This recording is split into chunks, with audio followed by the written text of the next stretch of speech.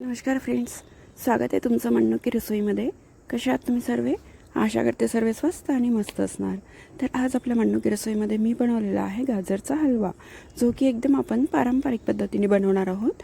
तर भरपूर जण कसं कुकरमध्ये त्याला बॉईल करून सुद्धा करतात, ते पण योग्य पद्धत आहे. पण जर तुम्ही म्हणजे आपण जसं आपल्या जशी नेहमीची पद्धत आहे, आपल्या आई आणि आजी बनवत होते पारंपरिक पद्धतीने, तसं केलं तर त्याची चव आणि त्याची पद्धत आणि ते करण्याची फिलिंग काही वेगळीच असते.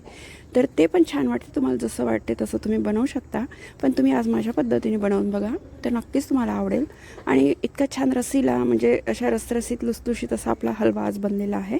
तर चला त्याचं साहित्य आणि आपण त्याची बनवण्याची पद्धत आपण बघून घेऊया. तर मी इथे 1 किलो गाजर घेतलेलं आहे, जे छान मी स्वच्छ मार्केटमधून आणल्याबरोबर धुवून घेतलेले आहे. छान वरून बघू शकता किती छान लाल लाल गाजर आहे आणि आतमध्ये असे थोडे पांढरे काय रंग चेंज होतो. तर आजकाल गाजर सर्व असेच येतात. तर त्याला मी छान स्वच्छ धुवून छिलून घेतलेलं आहे, वरचे त्याचे छिलणीने काढून घेतलेलं आहे. त्यानंतर आपण तिथे किसणीने छान किसून घेतलेलं आहे, ग्रेटरने, जाड ग्रेटरने मी किसलेलं आहे. जाड ग्रेटरने छान किसून घ्यायचं आहे. त्यानंतर कढई ठेवलेली आहे गॅसवर आणि तिथे मी 2 चम्मच तूप टाकून घेतलेले आहे. हे देसी तूप आहे, घरच्या गाईचं, आणि फ्रीजमध्ये ठेवल्या कारणाने ते आता थंडीमुळे जास्तच गोठलेलं आहे. तर बघू शकता 2 चम्मच मी इथे तूप टाकून घेतलेलं आहे. जेवढं शक्य होईल तेवढं तुम्ही तूप टाकू शकता. मी मोठ्या चम्मचने 2 चम्मच टाकला. तर इथं सर्वात आधी मी काजू जे आहे ते थोडे फ्राय करून घेते आहे तुपामध्ये. तुम्ही जर असे टाकले तरीही चालेल, काही प्रॉब्लेम होत नाही. पण जर आपण तळून टाकले, असे थोडे रोस्ट करून टाकले ते तुपामध्ये, तर ते एकदम छान क्रिस्पी आणि खूप छान त्याची टेस्ट येतं. म्हणून मी थोडं तुपामध्ये फ्राय करून घेतलेलं आहे. तर अगदीच 1 मिनटापर्यंत त्याला परतून घ्यायचे, थोडं क्रिस्पी येऊ द्यायचं त्याला, या पद्धतीने. आणि लगेचच मी इथे बदामसुद्धा टाकून घेतले आहे. तर मी हे बदाम आणि काजू काप केलेलेच टाकलेले आहे, कारण आपल्याला तसं पण त्याचे काप करायचेच आहे. तर मी ऑलरेडी काप करून टाकलेले आहे. तर बदामसुद्धा आपण अगदी 1 मिनटं रोस्ट करायचे आहे छान तुपामध्ये, क्रिस्पी होईपर्यंत.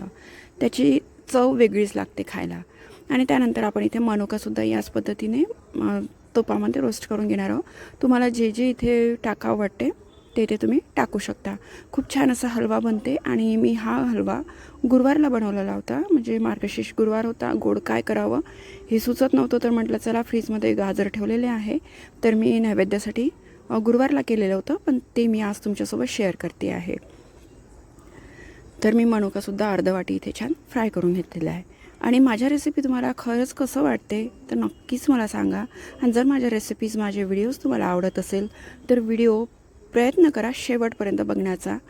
खूप छान वाटतं जेव्हा शेवटपर्यंत आपले कोणी व्हिडिओज बघतात, आपल्याला छान छान कमेंट करतात, लाईक करतात, खूप छान वाटतं. तर बस असाच सपोर्ट तुम्ही असू द्या. तर बघा, त्यानंतर मी परत 1 चम्मच तूप टाकलेलं आहे. आणि त्यानंतर आपण जे किसून घेतलेलं गाजर होतं ते गाजर पूर्ण यामध्ये टाकायचं आहे. छान तुपामध्ये आपल्याला याला भाजून घ्यायचं आहे छान, म्हणजे शास्त्रोक्त पद्धतीनं म्हणा तुम्ही, किंवा आपल्या आई आणि आजी जसं करायचं तसं.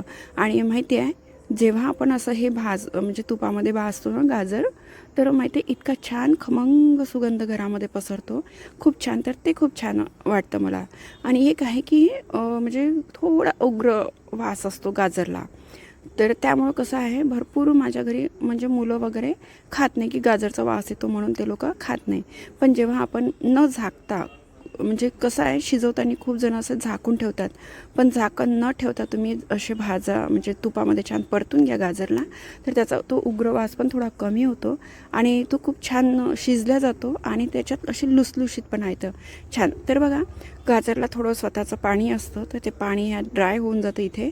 आणि ते छान असं थोडं सॉफ्ट व्हायला लागते जसं ते भाजलं जातं.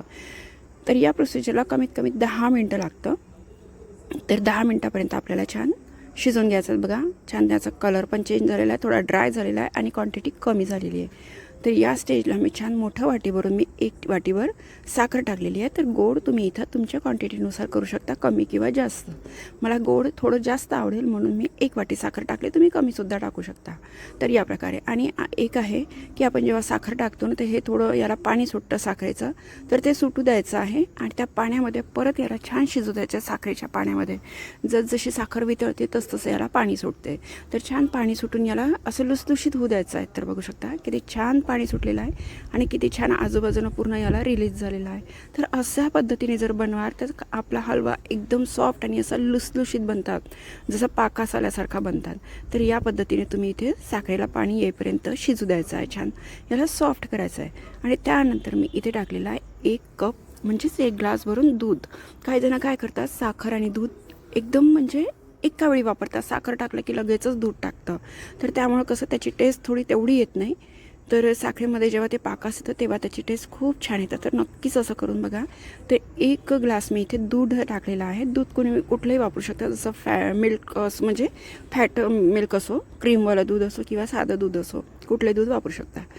तर बघू शकता हळूहळू करून इथे दूध पण छान तिथे मेल्ट झालेलं म्हणजे त्याच्यामध्ये पूर्ण ऑब्झर्व झालेलं आहे.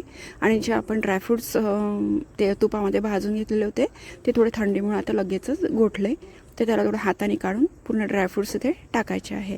आणि इथे टाकलेला आहे मी मावा, ज्याला आपण खोवासुद्धा म्हणतो. तर मी इथे 100 ग्राम खोवा वापरलेला आहे. नक्कीच टाका खोवा, त्याने टेस्ट एकदम म्हणजे लेवलला जाते, खूप छान अशी टेस्ट येते त्याची. तर आपला हलवा असा बनून तयार आहे. ड्रायफ्रूट्स आणि साखरेचा असा लुसलुशीतपणा आणि मावा जो टाकलेला आहे, खोवा टाकलेला आहे, त्याने टेस्ट तर एकदम अमेझिंग झालेली आहे.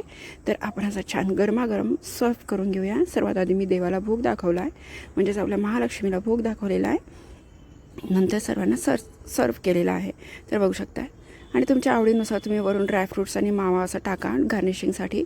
खरंच इतकी क्रीमी टेस्ट येते हलव्याची, खूप छान.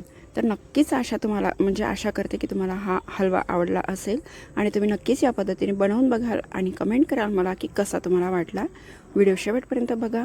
चला मी चम्मचमध्ये घेऊन दाखवते. किती छान असा रसीला लुसलुशीत झालेला आहे. तर अशाच पद्धतीने बनवून राहा. म्हणून की रसोईमध्ये भेटूया.